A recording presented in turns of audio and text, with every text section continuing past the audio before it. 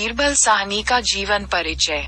बीरबल साहनी अंतर्राष्ट्रीय ख्याति के पुरावनस्पति वैज्ञानिक थे, जिन्होंने भारतीय उपमहाद्वीप के जीवाश्मों का अध्ययन किया था। उन्होंने भूविज्ञान और पुरातत्व में भी रुचि ली। बीरबल साहनी का जन्म 14 नवंबर 1891 को पश्चिमी पंजाब के शाहपुर जिले के भेड़ा नामक एक छोटे से गांव में हुआ था, जो अब पाकिस्तान में है, और इनकी पत्नी का नाम सवित्री सूरी था। इनके पिता रुचि राम साहनी रसायन के प्राध्यापक थे।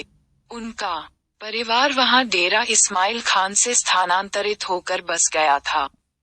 बीरबल साहनी ने भारत में अपनी प्रारंभिक शिक्षा मिशन और central model school Lahore, government college university Lahore, जहां उनके पिता काम करते थे, 1911 में बीएससी की उपाधि प्राप्त की और पंजाब विश्वविद्यालय में प्राप्त की। पारिवारिक पुस्तकालय में विज्ञान, साहित्य, क्लासिक्स की किताबें शामिल थीं और उन्होंने भारतीय ब्रायोलॉजी के जनक शिवराम कश्यप 1882 से 1934 के तहत वनस्पति विज्ञान सीखा और 1920 से 1920 के बीच चंबा, लेह, बालटाल, उरी, पुंछ और गुलमर्ग की यात्रा की। 1923 में वह अपने भाइयों के साथ इंग्लैंड चले गए और 1914 में इमैनुअल कॉलेज, कैम्ब्रिज से स्नातक की उपाधि प्राप्त की। बाद में उन्होंने एल्बर्ट सिवॉर्ड के अधीन अध्ययन किया और उन्हें डीएससी से सम्मानित किया गया। 1919 में लंदन विश्वविद्यालय की डिग्री। इंग्लैंड में अपने कार्यकाल के दौरान साहनी भारतीय गोंडवाना पौधों के संशोधन पर काम करने के लिए प्रोफेसर सिवॉर्ड के साथ जुड़ गए। 1919 में उन्होंने म्यूनिख में German plant morphologist Karl Ritter von Goebel के साथ कुछ समय के लिए काम किया। 1920 में उन्होंने पंजाब में स्कूल इंस्पेक्टर सुंदर दास सूरी की बेटी सावित्री सूरी से शादी की। सावित्री उनके काम में रुचि लेती थी और उनकी लगातार साथी रही।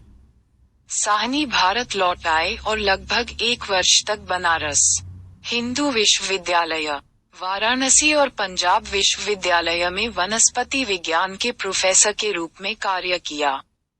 1921 में उन्हें लखनऊ विश्वविद्यालय के वनस्पति विज्ञान विभाग का पहला प्रोफेसर और प्रमुख नियुक्त किया गया। इस पद पर वे अपनी मृत्यु तक बने रहे। 1932 में पेलियोंटोलोगिका इंडिका में बेनेटिटेलियन पौधे का विवरण शामिल था, जिसे उन्होंने विलियमसोनिया सेवॉडी नाम दिया था, और एक नए प्रकार की पेट्रीफाइड लकड़ी होमोक्सिलोन का विवरण भी शामिल किया था, जो जीवित होमोक्साइल्स एंजियोस्पर्म की लकड़ी से मिलती जुलती थी, लेकिन जुरासिक युग की थी। अगले वर्षों के दौरान उन्होंने न केवल अपनी जांच जारी रखी बल्कि देश के सभी हिस्सों से समर्पित छात्रों के एक समूह को इकट्ठा किया और विश्वविद्यालय की प्रतिष्ठा बनाई, जो जल्द ही भारत में वनस्पति और पुरावनस्पति जांच का पहला केंद्र बन गया। साहनी ने दुनिया भर के शोधकर्ताओं के साथ घनिष्ठ संबंध बनाए रखा। चेस्टर ए अर्नोल्ड के मित्र होने के नाते प्रसिद्ध अमेरिकी जीवाश्म विज्ञानी, जिन्होंने बाद में संस्थान में 1958 से 1959 तक निवास में अपना वर्ष बिताया। वह द पैलियोबोटेनिकल सोसाइटी के संस्थापक थे, जिसने 10 सितंबर 1946 को पैलियोबोटनी संस्थान की स्थापना की, जो शुरू में लखनऊ विश्वविद्यालय के वनस्पति विज्ञान विभाग में कार्य करता था, लेकिन बाद में 1949 में 53 यूनिवर्सिटी रोड, लखनऊ में अपने वर्तमान परिसर में स्थानांतरित हो गया। 3 अप्रैल को 1949 भारत के प्रधानमंत्री जवाहरलाल नेहरू ने संस्थान के नए भवन की आधारशिला रखी। 1 सप्ताह बाद 10 अप्रैल 1949 को साहनी की दिल का दौरा पड़ने से मृत्यु हो गई।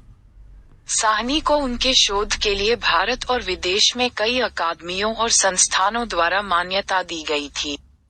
उन्हें 1936 में रॉयल सोसाइटी ऑफ लंदन का फेलो चुना गया, जो सर्वोच्च ब्रिटिश वैज्ञानिक सम्मान था।